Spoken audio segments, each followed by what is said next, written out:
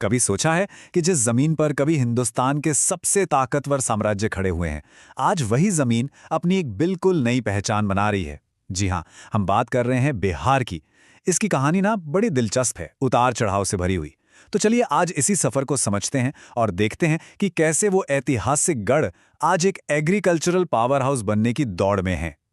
और देखिए, इस पूरी कहानी का जो सार है ना, उसे डॉक्टर एपीजे अब्दुल कलाम के इन शब्दों से बेहतर कोई नहीं बता सकता। उन्होंने कहा था, कृषि बिहार की मुख्य क्षमता है। बस ये एक लाइन, यही बिहार की असली ताकत है। और इसी सोच को लेकर हम आगे बढ़ेंगे। आज की हमारी चर्चा इन 5 हिस्सों में बटी होगी।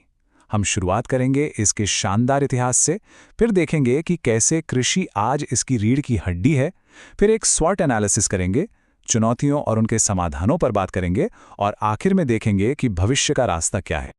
तो चलिए सबसे पहले जरा टाइम में पीछे चलते हैं।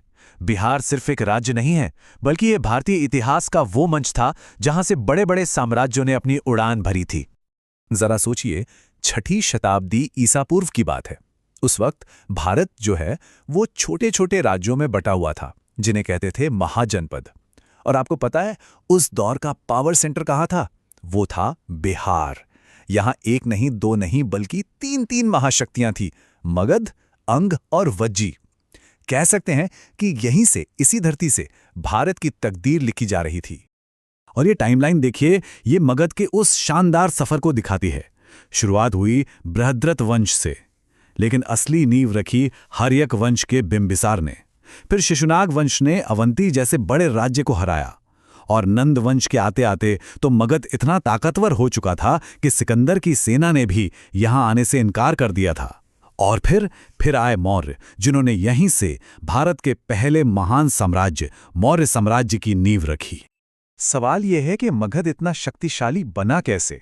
अरे, इसका राज इसकी ज्योग्राफी में छिपा था। एक तरफ गंगा के मैदान की उपजाऊ मिट्टी, दूसरी तरफ 5 पहाड़ियों से घिरी सुरक्षित राजधानी राजगीर। छोटा नागपुर के पठार से लोहा और दूसरे खनिज मिल जाते थे, और जंगलों से लकड़ी, और सबसे जरूरी उस जमाने के टैंक यानी युद्ध के हाथी। इन सब ने मिलकर मगध को अजेय बना दिया। तो वो साम्राज्यों का दौर तो अब इतिहास बन चुका है। आज बिहार की पहचान तलवारों और किलों से नहीं, बल्कि खेतों और फसलों से है। आज के बिहार की अर्थव्यवस्था की रीढ़ की हड्डी वो है कृषि। और ये आंकड़ा देखिए, ये सच में चौंकाने वाला है। लगभग 75%।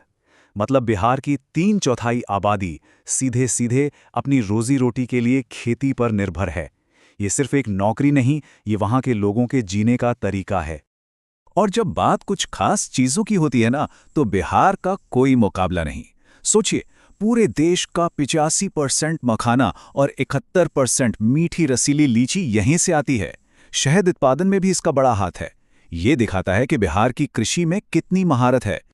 अगर हम इकोनॉमी की बात करें तो एग्रीकल्चर और उससे जुड़े सेक्टर जैसे पशुपालन, मछली पालन, ये सब मिलकर राज्य की कुल कमाई यानी जीएसडीपी में लगभग 19% का हिस्सा देते हैं।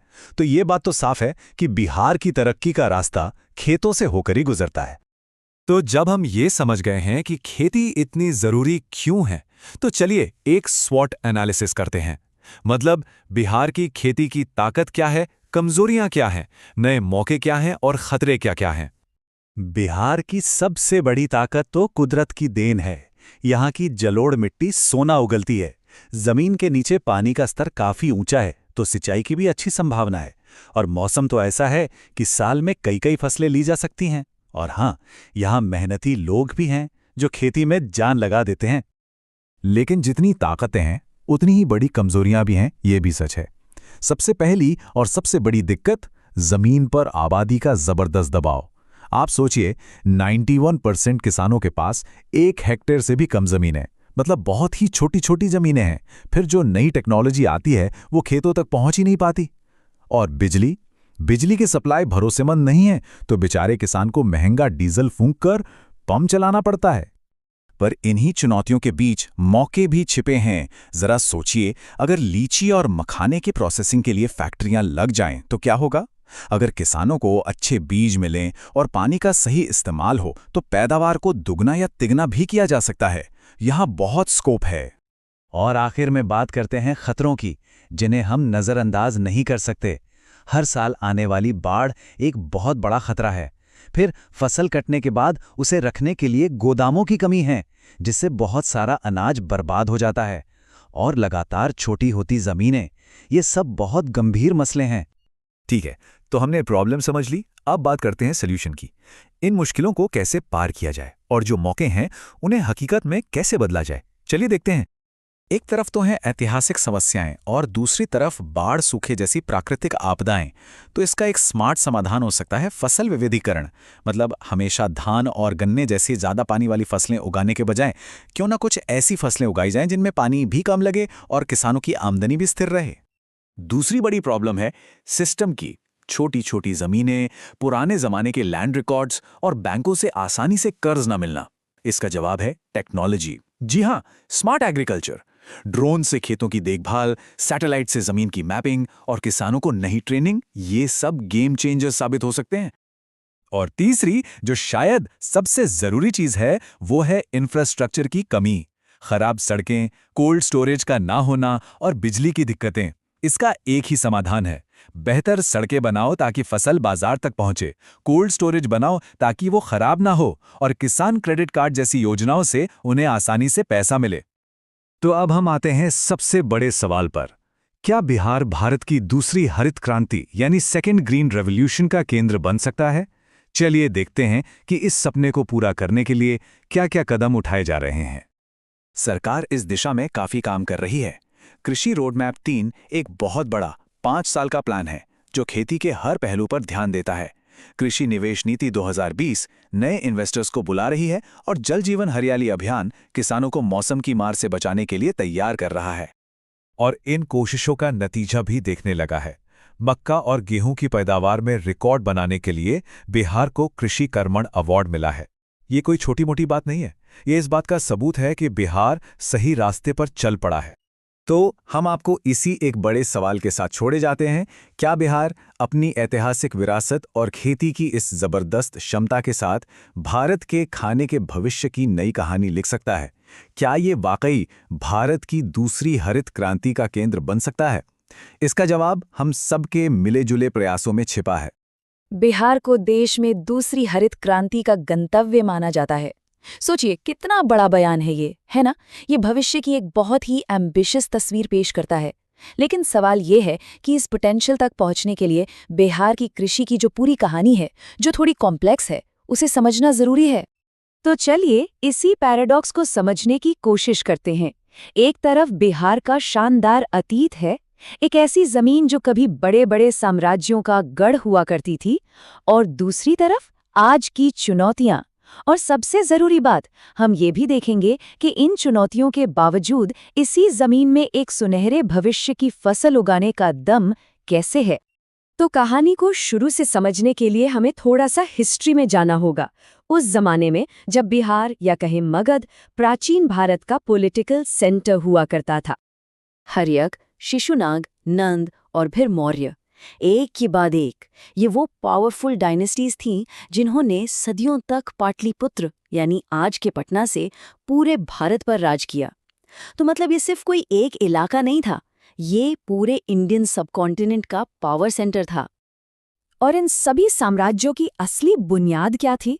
वो थी यहाँ की उपजाऊ जमीन, गंगा के मैदान की वो रिच एल्यूवियल सॉइल, जिसने एक ऐसी सिविलाइजेशन को जन्म दिया जो पूरी तरह से अपनी एग्रीकल्चरल पावर पर टिकी हुई थी। अच्छा, तो ये तो हुई इतिहास की बात। अब फास्ट फॉरवर्ड करके आज के समय में आते हैं। देखते हैं कि ये जो लेगेसी है ये आज कितनी जिंदा है। क्योंकि सच तो ये है कि आज भी बिहार की सबसे बड़ी ताकत उसकी जमीन ही है। ये नंबर देखिए, 18.9%। ये आज बिहार की जीएसडीपी यानी इकोनॉमी में एग्रीकल्चर का कंट्रीब्यूशन है। और देखिए, ये सिर्फ एक आंकड़ा नहीं है, इसके पीछे लाखों लोगों की रोजी रोटी जुड़ी हुई है।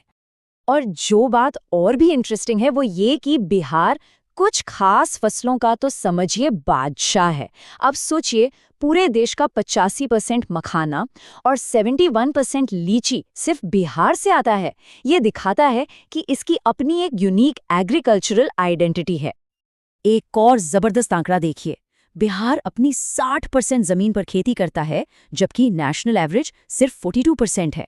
मतलब साफ है, यहाँ की जमीन को कुदरत से एक तरह का वरदान मिला हुआ है। तो यहीं से वो पैराडॉक्स, वो विरोधाभास शुरू होता है। सवाल ये उठता है कि अगर जमीन इतनी अच्छी है, इतिहास इतना शानदार रहा है, तो फिर प्रॉब्लम्स कहाँ? ये जो दो पहलू हैं, ये कहानी को बिल्कुल साफ कर देते हैं। एक तरफ बिहार की ताकत, जबरदस्त उपजाऊ मिट्टी, पानी की कोई कमी नहीं और सस्ता लेबर।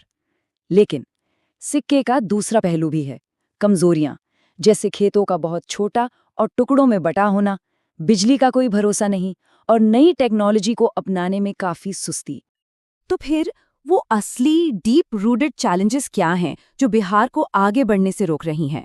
क्योंकि ये सिर्फ ऊपरी समस्याएं नहीं हैं, इनकी जड़ें काफी गहरी हैं।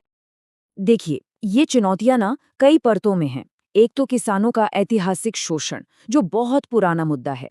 फिर यहाँ की ज्योग्राफी ही ऐसी है, एक तरफ कोसी जैसी नदियां हैं जो हर साल तबाही मचाती हैं, तो दूसरी तरफ सूखा भी पड़ता है। और ये आंकड़ा देखिए, 91% किसानों के पास बहुत ही छोटे टुकड़ों में बटे खेत हैं। अब ऐसे में मॉडर्न फार्मिंग कैसे होगी? ऊपर से नई तकनीक अपनाने में हिचकिचाहट, स्टोरेज और सड़कों जैसे इंफ्रास्ट्रक्चर की भारी कमी और बैंकों से लोन मिलने में मुश्किल, जिसकी वजह से किसानों को साहूकारों पर डिपेंड रहना पड़ता है। ये सब मिलकर एक बहुत बड़ी रुकावट बन जाते हैं। लेकिन कहानी यहाँ खत्म नहीं होती। कहते हैं ना, हर चुनौती अपने साथ एक मौका भी लेकर आती है, और बिहार की कृषि में पोटेंशियल की कोई कमी नहीं है। तो विकास के रास्ते क्या हो सकते हैं? पहला, फूड प्रोसेसिंग इंडस्ट्रीज लगाना, खासकर लीची, मखाना, आम जैसी चीज़ों के लिए। दूसरा, सिर्फ अच्छी क्वालिटी के बीज इस्तेमाल करके ही पैदावार को 2 से 3 गुना तक बढ़ाया जा सकता है। सोचिए। फिर फलों और सब्जियों जैसी हाई वैल्यू क्रॉप्स पर ज़्यादा फोकस करना और पानी को मैनेज करने के स्मार्ट तरीके अपनाना, ये सब रियल एक्शनेबल अपॉर्चुनिटीज़ हैं। तो अब सवाल ये है कि इन मौक़ों को हकीकत में कैसे बदला जाए? भविष्य की जो फसल है, वो पूरी तरह से उन ठोस कदमों पर डिपेंड करेगी जो आज उठाए जाते हैं। तो ये है प्रगति का एक clear cut blueprint. Step 1, crop diversification, यानी ऐसी फसलें उगाना जिनमें पानी कम लगे। स्टेप 2, स्मार्ट एग्रीकल्चर को अपनाना, जिसमें ड्रोन्स और GIS जैसी टेक्नोलॉजी का इस्तेमाल हो। स्टेप 3, इंफ्रास्ट्रक्चर को सुधारना, जैसे कोल्ड स्टोरेज और अच्छी सड़कें बनाना ताकि फसल बर्बाद न हो। और स्टेप 4, ये पक्का करना कि किसानों को साहूकारों से नहीं बल्कि बैंकों से आसानी से लोन मिले। अगर आप ध्यान दें तो ये सारे कदम सीधे उन चुनौतियों का जवाब हैं जिनकी बात हमने अभी की थी। और आखिर में हमें डॉक्टर APJ अब्दुल कलाम की बात याद आती है, कृषि बिहार की मुख्य क्षमता है। ये एक बहुत ही पावरफुल रिमाइंडर है कि चाहे कितनी भी चुनौतियां क्यों ना हो, बिहार की असली आत्मा तो उसकी मिट्टी में ही बसती है। और अगर सही विजन और सही एक्शन हो, तो वो जो दूसरी हरित क्रांति की बात हमने शुरू में की थी, वो सिर्फ एक सपना नहीं बल्कि एक हकीकत बन सकती है।